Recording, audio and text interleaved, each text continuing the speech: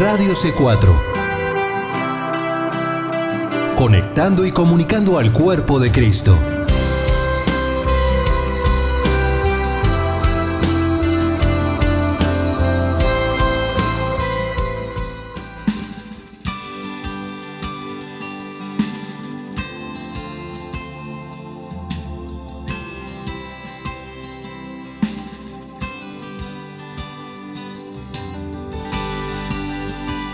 Radio C4 presenta Libre al Fin con Karina Guidi.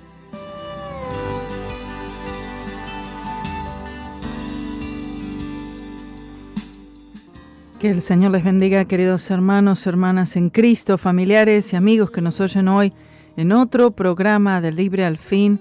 Y por la gracia y la misericordia de Dios, hoy tenemos otro día más que podemos estudiar juntos la palabra de Dios. Así que gloria a Dios por eso, gloria a Dios por su palabra, por su consuelo, por el alivio que nos trae, la fortaleza todos los días. Aquí, por lo menos para mí personal, y espero que para todos ustedes también sea así. En este día vamos a estar estudiando el capítulo 41 de Isaías. Y este capítulo 41 me recuerda a algo que la palabra del Señor dice acerca de Jesús, y es que Jesús, Él es el deseado de las naciones. El deseado de las naciones. Amén. Un día el Señor Jesús volverá, y me refiero particularmente a la segunda venida de Cristo, porque esa segunda venida de Cristo es algo que es tan necesaria esa segunda venida de Cristo. El mundo no puede resistir, el mundo no podrá aguantar, el mundo sería destruido si Jesús no viniera por segunda vez. Es así de terrible la situación. El hombre se destruiría el uno al otro, al menos que Jesús viniera por segunda vez. Está establecido un día, una hora, que solamente el Señor sabe cuándo será que Él vendrá en esa segunda vez. Amén. Y Él vendrá en una manera tan diferente a como se lo ha visto en su primera venida, como bebé, ¿no?, naciendo de una virgen, en un establo, como cordero para ser llevado al matadero. El Señor Jesús vendrá en una forma completamente distinta. El Señor vendrá como el león de Judá. Y el Señor vendrá para mostrar su poder, su gloria, su gracia también, su majestad. Amén. Y vamos a poder contemplarle tal cual es. El Señor se mostrará a Él como el soberano por encima de todas las naciones, de todos los imperios, de todos los reyes, de todos los gobernantes de la tierra, como el Señor de señores y el Rey de reyes. Aquí este capítulo 41 nos recuerda eso. Nos recuerda que Él es poderoso. Hay algo que es la soberanía de Dios, que tenemos que nosotros los creyentes tener en cuenta. Muchas veces no pensamos en eso. No estimamos su soberanía, es decir, su todo poder, su todo control, su potestad. El Señor, a Él no se le escapa absolutamente nada. No se le escapa nada ni siquiera de sus hijos. Cada uno de ellos, el Señor, Él tiene la capacidad de tener todas las cosas bajo su dominio, bajo su control, su supervisión, su conocimiento. Amén. Y esto trae al creyente gran paz, al creyente que tiene una revelación de la soberanía de Dios. Aquí tenemos la soberanía que Dios tiene sobre las naciones. Las naciones se levantan en contra de Dios, ¿cierto? Se levantan por encima del Señor. Operan, obran, deciden como si no existiera Dios. Pero en algún momento el Señor muestra su soberanía. Y aunque los hombres no le reconozcan a Él como Dios, pero sí verán su poder y sí verán, por supuesto, el castigo del Señor para aquellas naciones Porque hay naciones, hermanos, que no van a pasar a la edad del reino milenial. Hay naciones que se van directamente a la destrucción eterna, van al infierno eterno.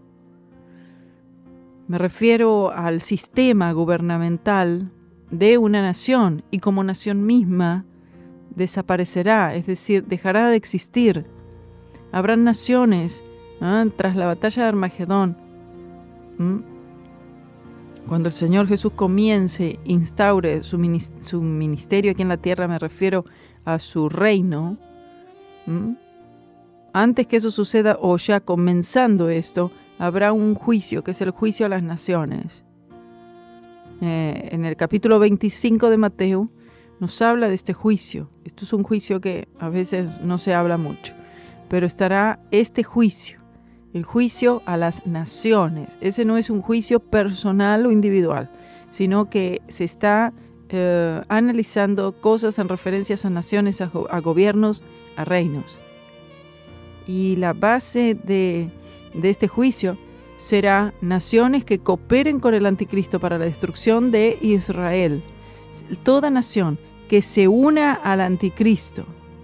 Y hay naciones que no se han unido hoy al anticristo, que el anticristo todavía no ha surgido, pero sí se han unido al espíritu del anticristo. Y el espíritu del anticristo quiere, por supuesto, destruir al pueblo de Israel, odia a Israel, por consiguiente a todo cristiano. Y podemos tener una idea acerca de naciones que no van a pasar a la edad del reino. Escuche, no van a pasar a esa edad de gloria, de bendición, de prosperidad, de salud. No van a llegar allí.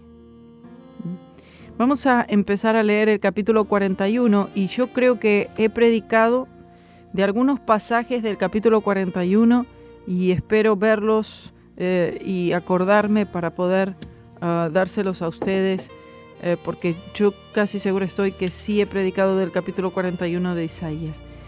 Dice así la palabra del Señor. Escuchadme, islas, y esfuércense los pueblos, acérquense y entonces hablen, y juntos vengamos a juicio. Este es un llamado que el Señor hace, el Espíritu de Dios, a las naciones.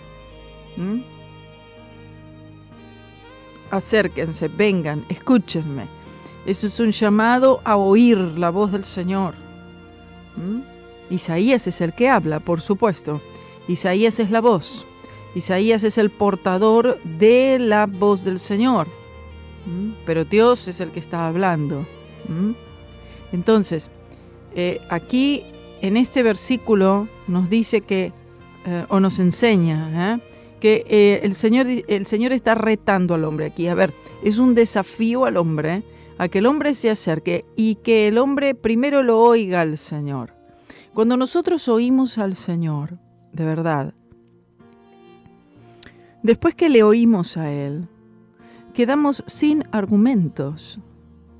Quedamos con la boca cerrada, quedamos sin poder explicarnos muchas veces, sin poder justificarnos. Cuando el Señor habla, toda boca debe callar, hermanos. Así es que debería ser. Debemos estar con los oídos atentos a la voz del Señor. El Señor quiere que le oigamos a Él. Cuando alguien habla y habla de parte del Señor, muchas veces se ve a la gente, se ve a la iglesia. Yo no digo que el predicador esté predicando todas las palabras de Dios, pero si está siendo usado por el Señor realmente, está dando un mensaje que viene del trono de Dios. El pueblo debería estar atento. El pueblo debería estar quieto, prestando atención. Y muchas veces eso no se ve. Se ve a la gente distraída, a la gente dormida, a la gente mirando su celular, la gente levantándose al baño. Mire, el Señor está pidiendo que le oigan a Él. Que se queden en silencio delante de Él. Dice, ¿quién despertó? El Señor va a presentar varios argumentos y va a hacer preguntas. Cuando el Señor hace preguntas y el Señor presenta ciertos hechos, usted tiene que estar, mire, mudo. Usted tiene que estar callado. ¿Quién despertó del oriente al justo? Lo llamó para que le siguiese. Entregó delante de él naciones y lo hizo enseñorear de reyes. Los entregó a su espada como polvo y a su arco como hojarascas arrebatadas. Toda esa pregunta, el Señor hace esa pregunta a uno. ¿Qué sabe uno, hermano? El Señor está preguntando como diciendo, respóndeme. ¿Acaso tienes tú la respuesta para esto? Así como cuando el Señor le presentó de los más grandes argumentos a Job. ¿Y Job se queda sin respuesta? No hay respuesta. No somos más inteligentes que Dios. Bendito sea su nombre por siempre. Anda delante de mí, sé perfecto. El Señor dijo en Génesis 17:1. Gloria sea su nombre. Entonces estas preguntas ponen a la persona que oye, a uno, lo ponen en, no puedo contestar eso. Primero porque no puedo contestar, no me atrevo a contestar. Pero yo sé que la respuesta a todas estas preguntas es Dios. Dios, porque Él es el originador de todo. Él es el que comienza todo. Él es el principio y Él es el fin. Él es el alfa y la omega, el primero y el último. ¿Quién? Tú, Señor. ¿Quién entregó delante de naciones? Tú, Señor. Los persiguió. Pasó en paz por caminos donde sus pies nunca habían entrado. Está llevando el Señor al profeta Isaías a tiempos en los cuales, imagínense, todavía todo estaba apenas empezando. Cuando el Señor lo llama a Abraham de Ur de los Caldeos. Cuando el Señor usa a Abraham y lo fortalece para libertar a Lot. Bendito sea su nombre. El Señor lo usa con gran poder para librar una batalla contra reyes, aquellos reyes del capítulo 14 de Génesis. El Señor ganó la batalla con esos 4 reyes. Fue el Espíritu Santo de Dios y pudo someter al rey de Sodoma. Oh, bendito sea su nombre. Los persiguió, dice. Pasó en paz por caminos donde sus pies nunca habían entrado. Está hablando de Abraham. ¿Quién obró e hizo esto? O sea, ¿quién hizo esto? ¿Quién llama a las generaciones desde el principio? Y entonces el Señor responde, porque tú no puedes responder nada. Yo no puedo responder nada, no sabemos. Entonces, dejamos al Señor responder. Debemos ser muy cuidadosos, hermanos, en no interrumpir la voz de Dios y no querer nosotros responder preguntas que van más allá de nosotros mismos y que el Señor solamente puede responder. Él pregunta y Él responde y tú oyes. ¿Quién obró e hizo esto? ¿Quién llama a las generaciones desde el principio? Yo, el Señor, el primero, y yo mismo soy con los postreros. Aleluya, gloria a Dios, gloria sea el nombre del Señor. Está hablando de todas las generaciones que fueron escogidas por el Señor, separadas por el Señor, para finalmente traer al Mesías aquí a la tierra. Yo, el Señor, el primero, y yo mismo soy con los postreros. Las mismas palabras que el Señor le dio a Moisés. ¿Y quién diré que me envía? Dile, yo soy. Aleluya. Oh, gloria a Dios. Imagínense oír esas palabras. Yo soy de Elías. dile que yo soy, ¿verdad? Que quedan mal esas palabras. Esas palabras yo soy quedan mal de Moisés, quedan mal de Abraham, quedarían terribles si las dijera un Pablo. Pero cuando él dice yo soy, entonces uno calla porque uno sabe que él es realmente. Amén. Ese título que el Señor tiene. Las islas vieron y tuvieron temor. Los confines de la tierra se espantaron. Se congregaron y vinieron. Cuando habla de las islas vieron y tuvieron temor, los confines de la tierra se espantaron, se congregaron, vinieron. El Señor lo está llevando a Isaías un poco a la historia del pueblo de Israel. El Señor llamando a Abraham, el Señor acompañando al pueblo de Israel durante su peregrinar en el desierto por 40 años, cómo el Señor les dio tantas victorias de todos estos pueblos paganos que se encontraban en la tierra prometida, cómo el Señor les fue enseñando. Dice, cada cual ayudó a su vecino y a su hermano dijo, esfuérzate. Cuando el Señor lo sigue llevando allí, al tiempo de Moisés, luego al tiempo de Josué, quien logra entrar a la tierra prometida, amén, que pudo ver cómo las demás naciones paganas se unían. Por eso dice, cada cual ayudó a su vecino y a su hermano dijo, esfuérzate. ¿Para qué? Para ponerse en contra del pueblo del Señor. El carpintero animó al platero y al que alisa con martillo al que batía en el yunque, diciendo, buena está la soldadura, y lo afirmó con clavos para que no se moviese. Está hablando del carpintero, del platero, del que alisa con martillo, el que bate con yunque, de soldar, de clavos. Todo esto tiene que ver con la idolatría, hermanos. Mientras que el hombre construye en su mente,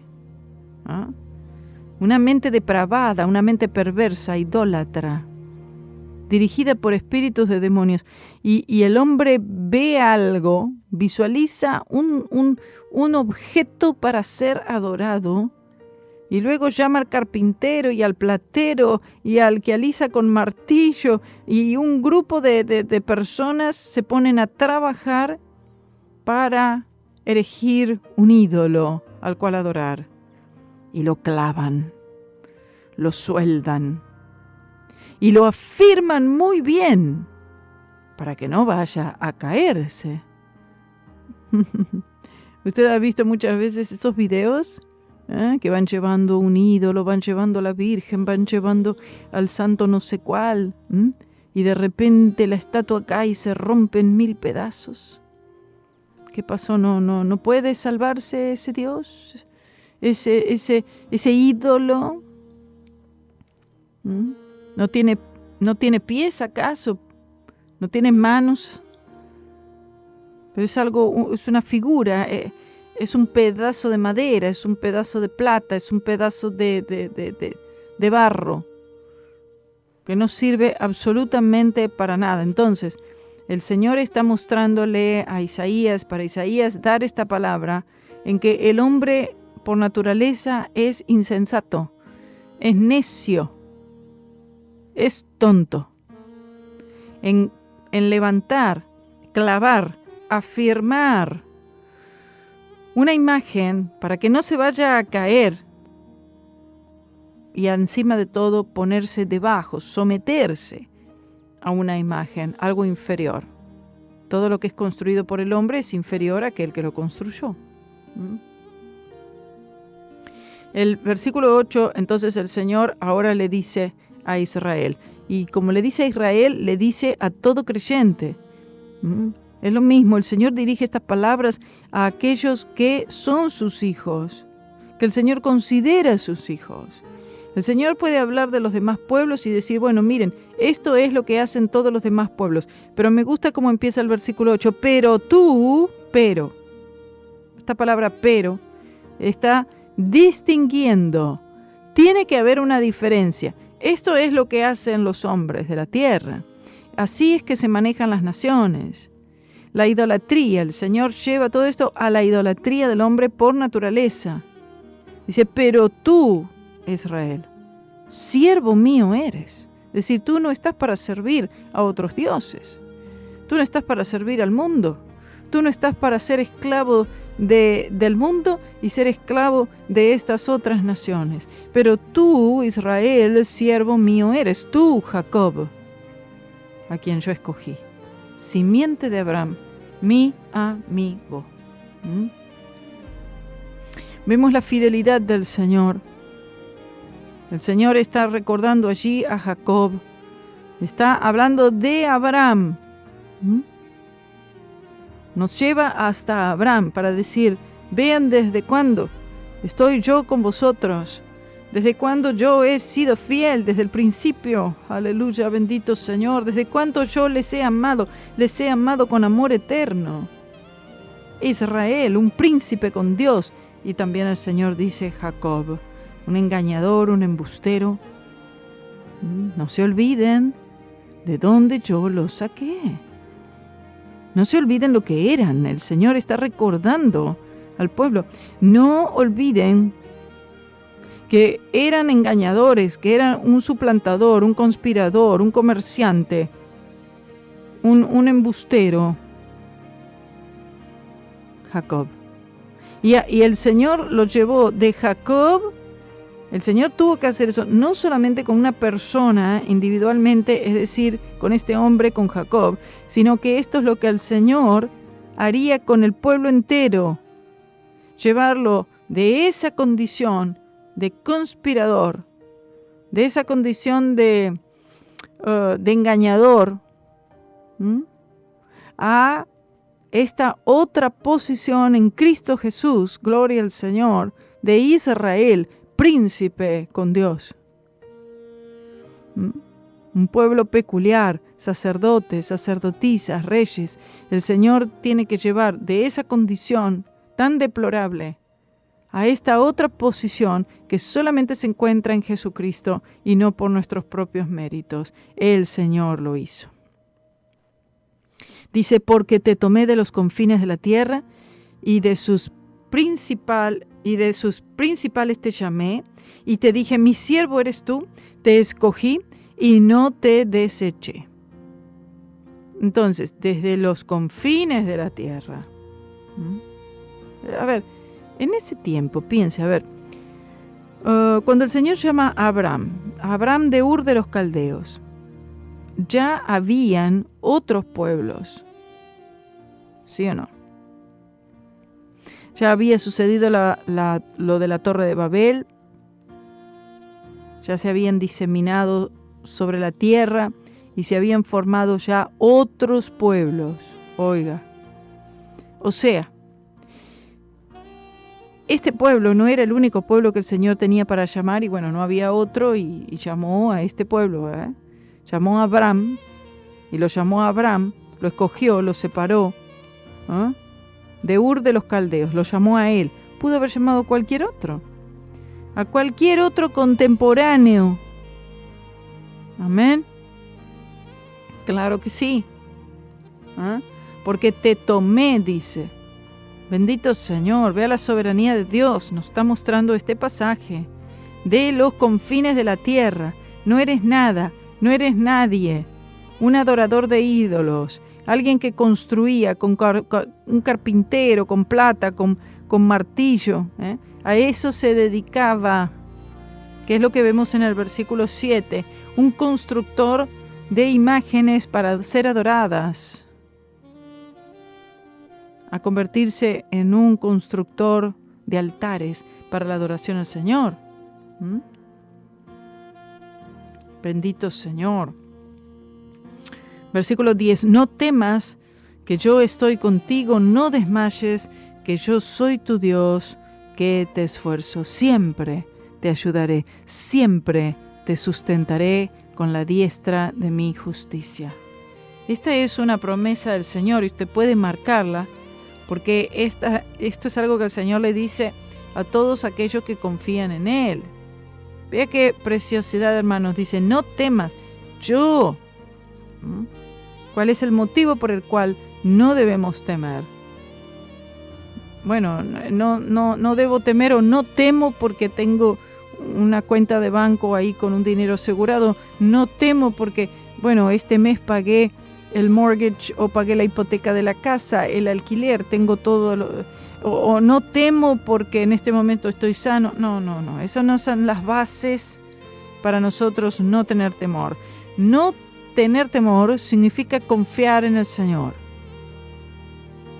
No temo porque yo estoy contigo, dice. Esa es la base de no tener temor. El ser humano, por naturaleza, siente temor. Ya el niño, desde el momento que tiene un entendimiento, siente temor. Temor de estar solo, temor de no ver a la madre y al padre, temor de golpearse. El temor es algo que va invadiendo el corazón del hombre. Por eso Jesús dijo tantas veces, no temas, ni desmayes, que yo estoy contigo. No temas, que yo estoy contigo. El Señor afirma esto. Yo te daré la victoria. Si el Señor dice estoy contigo, ¿qué significa? Te daré la victoria. Eso significa, estoy contigo. Yo te esfuerzo. Aleluya. Yo te llevo hasta el fin. No desmayes. No desmayes no significa desmayar en cuanto a desmayarse, que le bajó la presión a alguien y se desmayó. El no desmayar significa no claudicar en cuanto a la fe. Que la fe no te falte. Así como esa oración que el Señor Jesús hizo por Pedro. Oro para que no te falte la fe. Eso es no desmayar. No está hablando de un esfuerzo físico, de hacer alguna actividad física, un movimiento físico, sino estás hablando de un movimiento espiritual, que la fe no falte, que se mantenga allí los ojos puestos en Jesucristo, el autor y consumador de nuestra fe. ¿Y cuál es el motivo? O sea, ¿cómo es que yo puedo no desmayar? Bueno, recordando que yo soy tu Dios que te esfuerzo. O sea, el no desmayar no está basado en mi propia fuerza, no está basado en mis obras, no está basado en que yo tengo gran motivación, que tengo fuerza de voluntad. No está basado en algo que yo pueda proporcionar o iniciar, sino que está basado en el hecho que el Señor, Él es Él mi fortaleza. ¿Entiende? No desmayo no porque yo tenga fuerzas, no desmayo porque Él es mi fuerza, no desmayo porque Él es quien me esfuerza, quien me fortalece, quien me levanta. Dice, siempre te ayudaré, siempre te sustentaré con la diestra de mi justicia. ¿Quién lo hace? Yo estoy contigo, yo te esfuerzo. Yo te ayudaré, yo te sustentaré. Oh, bendito sea el nombre del Señor. Anímese, hermano, con esta palabra. No sé en qué pueda usted necesitar. ¿Estás solo? Él está contigo. ¿No tienes fuerzas? Él te esfuerza. ¿Sientes que no encuentras ayuda? Bueno, yo te ayudo, dice el Señor. Gloria a Dios. Él es el sustento de tu vida.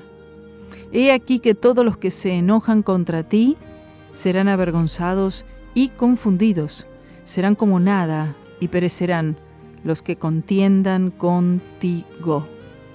Porque recuerde que todos aquellos que son la niña de los ojos del Señor, todos aquellos que el Señor llama mis pequeñitos, dice, ay de alguien, ¿no? Hay un ay en la Biblia, y muchos hay, pero hay un ay para aquellos que se atrevan a hacerle algún daño a los que les pertenece al Señor, así como una madre, ¿verdad?, que cuida a sus hijos con ese celo, con esa entrega, y si alguien le hace algo a sus hijos, usted ahí verá Y usted va a conocer ahí lo que es una mamá. ¿Mm? Bueno, los que contienden contigo. El Señor dice, serán avergonzados, confundidos, como nada, van a perecer. Dice, los buscarás y no los hallarás. Los que tienen contienda contigo serán como nada y como cosa que no es aquellos que te hacen guerra. Escuche, nosotros los creyentes vivimos en esta guerra, hermanos. ¿Mm? La palabra dice claramente que la lucha no es contra carne ni sangre, sino que son las potestades, son los poderes, son los espíritus de demonios moviéndose aquí en la tierra, y contra ellos es esta lucha. Bendito Señor. El Señor se va a encargar, Él vengará. El Señor dijo, yo vengaré. Usted puede estar seguro, y en estas cosas es que nosotros tenemos plena confianza en la soberanía de Dios. ¿Qué significa? Él todo lo ve, todo lo sabe, todo lo oye. Y Él vengará. Él vengará. Él es el que castiga. Él es el que te protege. Dice, porque yo, el Señor, soy tu Dios, quien te sostiene de tu mano derecha y te dice, no temas, yo te ayudo. Aleluya. Tú no eres la fuente de poder. Tu poder es Él, tu fuerza es Él, tu valor es Él. Él es el que te da estas cosas porque es Él mismo.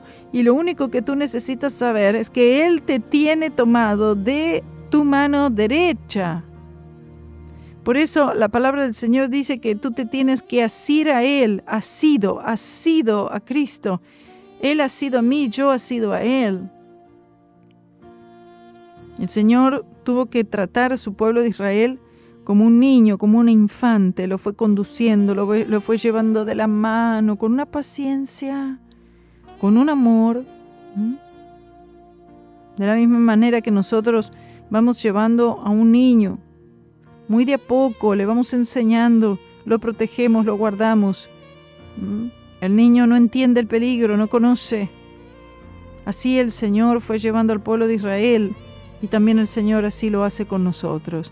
No temas, dice, gusano de Jacob, oh vosotros los pocos de Israel, yo soy tu socorro, dice el Señor, y tu Redentor, el Santo de Israel. Vea todas las cosas que es el Señor para nosotros. ¿Lo cree también usted así? Tu socorro, tu Redentor. Pero el Señor dice, gusano de Jacob.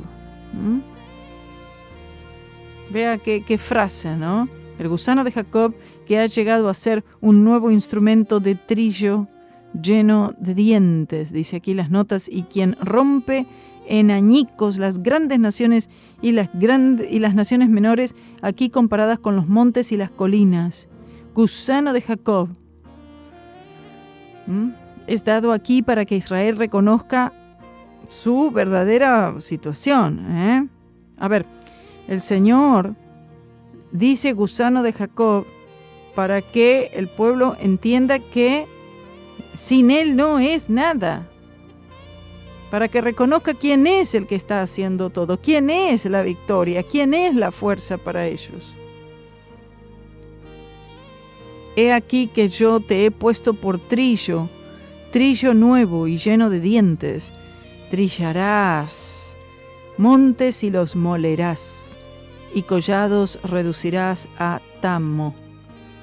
El Señor está hablando del poder que Él le da a su pueblo sobre sus enemigos para mantenerlo debajo de sus pies. Los aventarás y los llevará el viento y los esparcirá el torbellino, pero tú te regocijarás en el Señor y te gloriarás en el Santo de Israel. Él es el único que le puede proteger a su pueblo del enemigo. La fuerza del Señor tiene que ser suficiente para ti, porque no hay otro más poderoso que Él. Él es la fuente de tu fuerza. Es decir, tú tienes que confiar en el Señor como la fuente de todo poder exclusivamente. Y ahí está el problema de los creyentes. Confían en el Señor, sí, pero también en sus carros de guerra. Confío en el Señor también, pero por las dudas yo también tengo mis otros recursos. Y ahí es donde el Señor dice, bueno, si tú tienes otros recursos y tú estás confiando, considerando otra fuente de poder fuera de mí, entonces el Señor hace un paso al lado. Y entonces nos deja el Señor para que lo intentemos con nuestros recursos. Cuando todos nuestros recursos de la carne se agotaron, porque se agotan, y nos dimos cuenta que al final no avanzamos nada, hermanos, estamos todavía más atrasados de lo que imaginamos, si es que ahí clamamos al Señor y hay arrepentimiento por haber confiado en uno mismo, el Señor viene y Él dice, bueno, ya has entendido, yo soy tu ayudador. Los pobres y necesitados buscan las aguas, que no hay. Se secó de sed tu lengua, yo el Señor los oiré. Yo, el Dios de Israel, no los desampararé. Vea, a ver, no hay necesidad que se haya secado de sed la lengua de ellos. No hay necesidad porque el Señor eres la roca. Y de esa roca, bendito sea su nombre, podemos hablarle a la roca y pueden salir aguas de vida constantemente.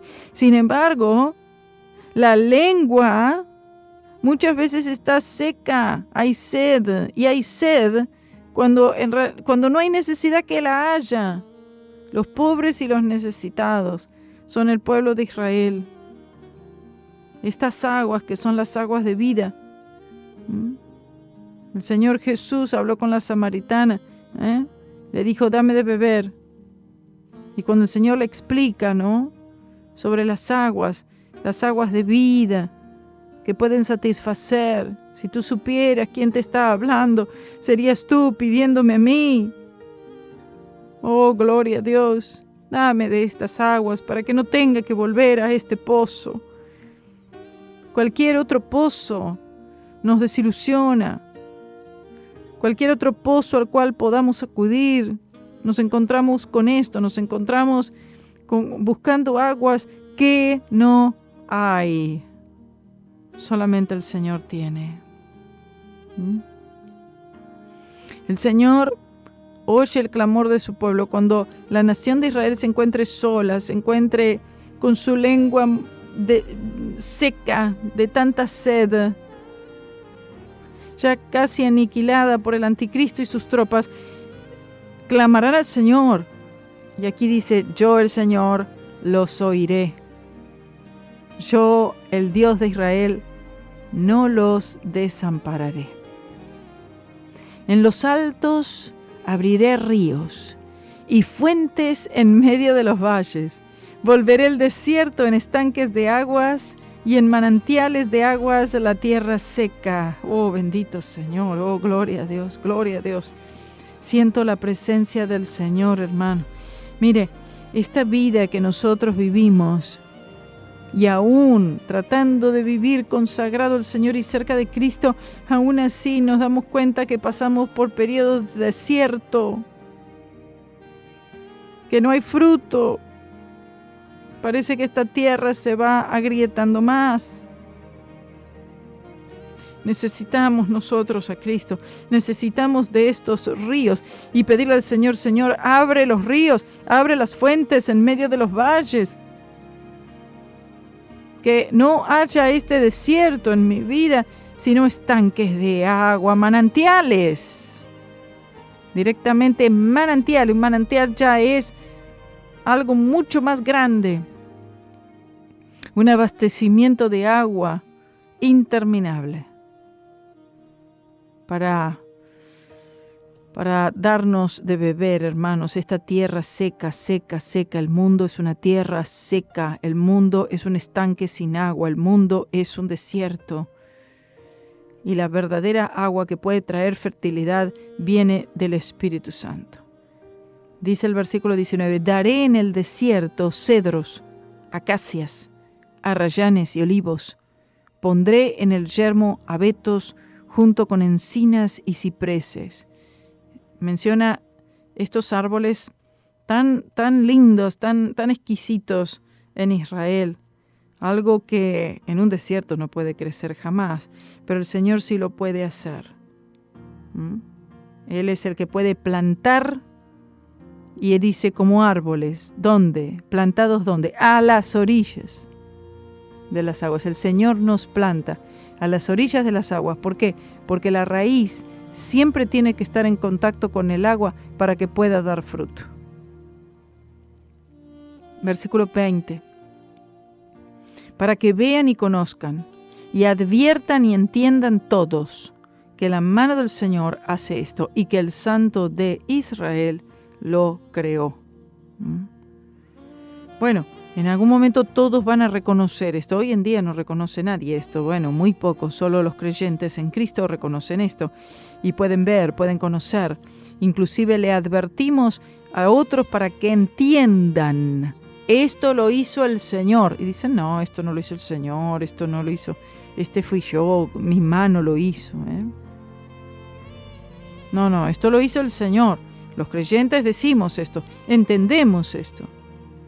Pero hoy en día esto no se reconoce, la mano de Dios no se reconoce. Pero un día, en aquel día, cuando Cristo venga por segunda vez, ahí el mundo entero va a reconocer que todo es obra de Dios y que todo lo hizo su mano poderosa. Sus ídolos no pudieron salvarle, sus ídolos no pudieron responder, no pudieron ellos cambiar ninguna situación. No digo que crean todos, pero sí van a tener que reconocer que ha sido el Señor Dios de Israel. 21 dice, presentad vuestra causa, dice el Señor, producid vuestros fuertes argumentos, dice el rey de Jacob. Recuerde que el Señor está hablando y ahora el Señor está preparando para que el pueblo responda algo. Vayan presentando, preparen, produzcan sus argumentos. Tienen que ser fuertes argumentos. Aún así, el Señor deja que el pueblo hable si es que hay algo que tenga que decir. Presenten vuestra causa, expongan su caso. A ver, defiendan la idolatría, defiéndanla. Si tienen algún argumento para defenderla, si hay alguna razón lo suficientemente poderosa como para que ustedes defiendan o sigan creyendo en sus dioses, en sus ídolos. Y cuando decimos dioses, ídolos, no solamente hablamos de estatuas adoradas en el mundo entero, sino de todo aquello que toma el lugar en el corazón del hombre como en primera instancia fuera del Señor, o directamente el Señor no está. El Señor ni siquiera es una opción, no está ni en segundo lugar ni en tercero, no está. Hay algo más en el corazón, hay otro deseo, hay otro objetivo, hay otro objeto de adoración. Dice, traigan y anúnciennos, a la deidad lo que ha de venir. ¿Qué va a saber el hombre lo que ha de venir, verdad? Díganos lo que ha pasado desde el principio y pondremos nuestro corazón en ello. Sepamos también su postrimería y hacednos entender lo que ha de venir. Traigan y anúnciennos. Bueno, el Señor ya presentó su causa, ahora a ver qué van a producir vosotros. ¿Acaso pueden ustedes predecir el futuro? ¿Pueden decir qué es lo que va a suceder? ¿Cómo va a suceder? Quizás vuestros dioses les den esta información a los cuales ustedes adoran con tanta fuerza, con tanta devoción. Quizás ellos puedan darles indicaciones de lo que será hecho. Son ídolos, son un pedazo de madera. Han sido hechos con sus propias manos. Esto es lo que el Señor está presentando argumentos para que el pueblo pueda ser desarraigado de sus ídolos y poner su confianza en el Señor y reconocerle a Él como el Todopoderoso. Dadnos nuevas de lo que ha de ser después, para que sepamos que vosotros sois dioses, o a lo menos haced bien o mal, para que tengamos que contar y juntamente nos maravillemos. Note, por favor, el sarcasmo y la ironía en estas palabras. Bueno, a ver, muéstrenos, a ver, hagan algo, Ídolos. Todo aquello que es adorado por el hombre en la tierra. El Señor está desafiando a todo aquel ídolo, todo aquello que el hombre adora. Diciendo, bueno, a ver, díganle ustedes a vuestros ídolos todo aquello que adoran. Díganle que hagan algo, a ver. Me voy a quedar a esperar a que hagan alguna cosa, sea bueno, sea malo, no sé, pero que hagan algo. No pueden hacer nada, no tienen ningún poder para hacer absolutamente nada. Amén.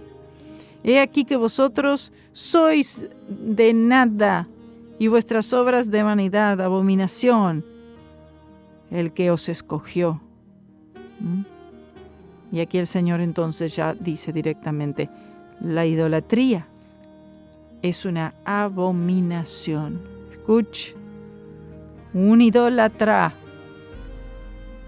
es abominable lo que hace.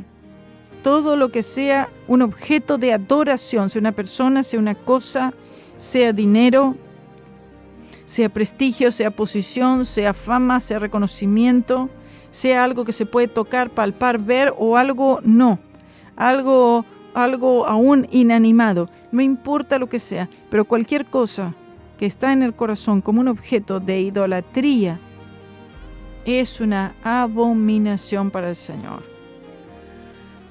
Amén.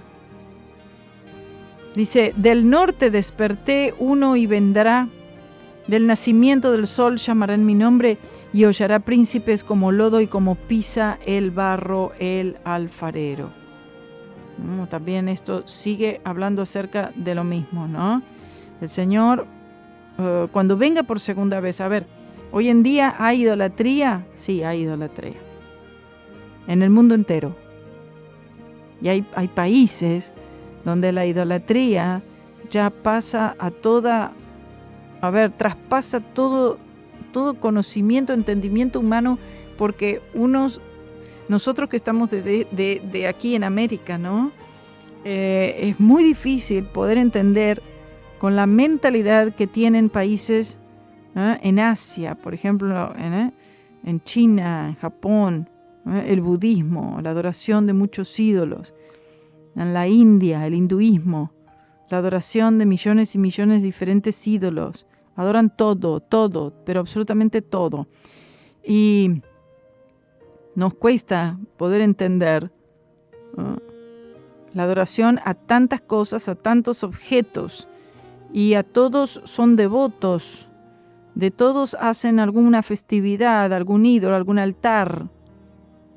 ¿Cómo poder mantener una adoración a tanta cosa? Bueno, es una vida ya completamente entregada a espíritus de demonios. Bueno, de la misma forma también con la Iglesia Católica, que en cierta forma es una adoración, porque es adoración. Muchas veces dicen, no adoramos solamente a Dios. No, pero es una adoración. Están siendo devotos. Por eso dice, yo soy devota, dicen, soy devota de la Virgen tal y tal. Yo soy devoto del santo tal y tal. Bueno, entonces si tú eres devoto de un santo, de una persona que murió, un muerto, adoran muertos. Y lo mismo en otros países, hispanos también, no solamente estamos hablando de Asia, sino que estamos hablando del mundo entero. Se están adorando objetos inanimados, ídolos mudos, ciegos, no pueden caminar, tocar, no pueden responder, no pueden anunciar nada, no pueden cuidar, salvar, redimir, perdonar pecados, no pueden hacer absolutamente nada. Y aquellas personas que adoran, los idólatras, también van a ser destruidos juntamente con sus ídolos, porque cuando Jesús venga por segunda vez, el Señor ahí es que va a terminar con toda la idolatría, todo camino falso de salvación. Toda religión falsa va a tener su fin total y completo. Dice, del norte desperté uno y vendrá, del nacimiento del sol llamará en mi nombre, y hollará príncipes como lodo y como pisa el barro el alfarero. El Señor Jesús vendrá, su segunda venida, y destruirá todos los ídolos y los idólatras. ¿Quién lo anunció desde el principio para que sepamos, o de tiempo atrás y diremos, ¿es justo? Cierto, no hay quien anuncie. Sí, no hay quien enseñe. Ciertamente no hay quien oiga vuestras palabras. Oh, poderoso sea el nombre del Señor. El Señor va a demostrar, y específicamente más su poder en los últimos tiempos, en el periodo de la gran tribulación. A ver quién es el dueño de todas las cosas. A ver a quién es que el viento y el mar obedecen. ¿A los ídolos o al Señor nuestro Dios? Yo soy el primero que he enseñado estas cosas a Sión, y a Jerusalén daré un mensajero de buenas nuevas. Oh, bendito Señor. El Señor está hablando de Cristo Jesús, Dios enviando a su Hijo, un mensajero de buenas nuevas, que es el Evangelio. En cambio, los ídolos no tienen ningún mensaje. No tienen nada para decir, ni bueno ni malo. Miré, dice, y no había ninguno, y pregunté de estas cosas, y ningún consejo hubo. Les pregunté, y no respondieron palabra, porque los ídolos son mudos. Es por eso. La gente va a consulta, a los psíquicos, la línea psíquica de no sé qué. Y hablan, sí, pero no responden nada, porque no tienen nada que decir. Fuera de la palabra del Señor, no hay palabra, no hay consejo, no hay orientación. El último versículo dice, he aquí, todos ellos son vanidad y las obras de ellos nada. Sus imágenes fundidas no son más que viento y confusión. Oigan todos. Hágale leer a aquellos que adoran ídolos. Hágale leer este capítulo de Isaías 41. Todas las imágenes, sus imágenes fundidas.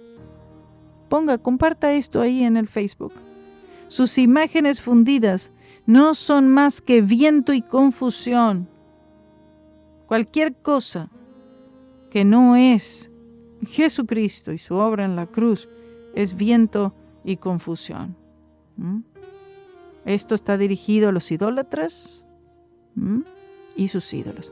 Esto es todo por hoy, mis queridos hermanos. Que el Señor les bendiga. No se olviden, todos los martes 7:30 tenemos culto y estudio bíblico aquí en el Centro Cristiano de Cape Coral. Conéctese.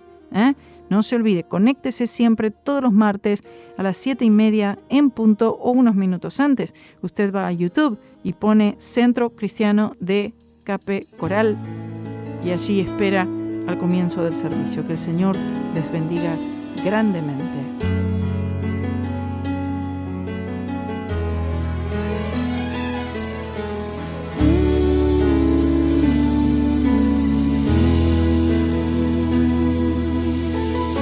El día ya estaba terminando y Josué ahí estaba peleando al frente con su ejército Israel. La noche era fría y peligrosa, mas él de una forma tan gloriosa comenzó a hablar con el Señor. Tal vez la oración Josué decía: Señor, tú hiciste la noche y el día, ahora Dios escucha mi voz. No dejes este valle oscurecer, será difícil de poder vencer. Para el tiempo ahora, mi Señor. La fe de Josué movió los cielos. Nuestro Dios es justo y fiel y nunca desampara a un pueblo fiel.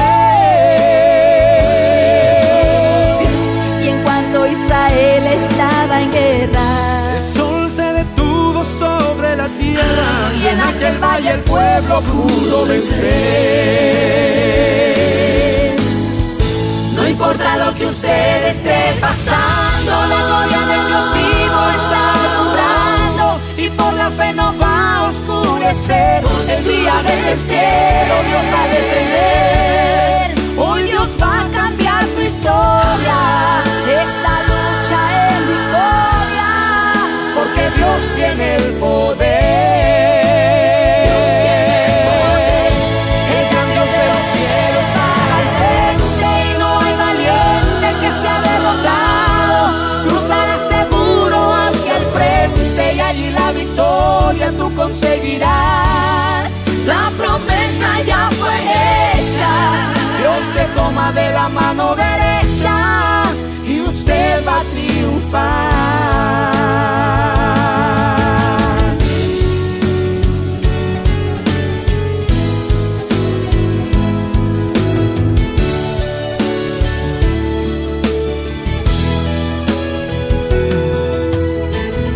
La fe de Josué movió los cielos. Nuestro Dios es justo y fiel Y nunca desampara al pueblo fiel. En cuanto Israel estaba en guerra, el sol se detuvo sobre la tierra y en aquel valle el pueblo pudo vencer.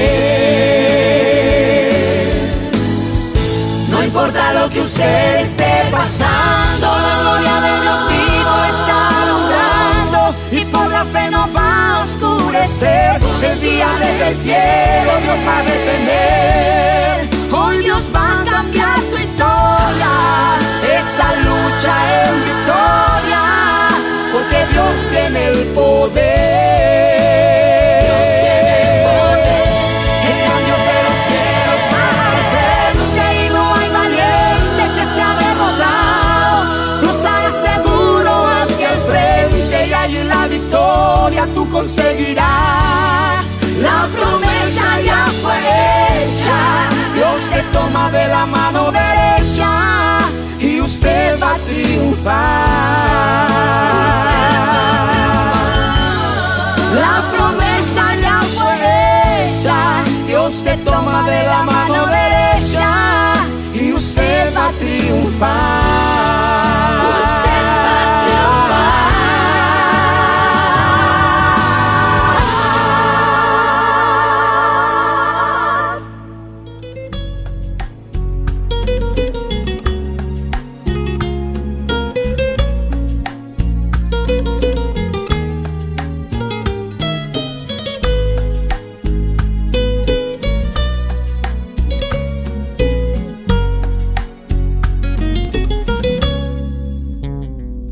Si los vientos te obedecen, si la mar por ti se calla, porque hay hombres que dicen que tú no vives.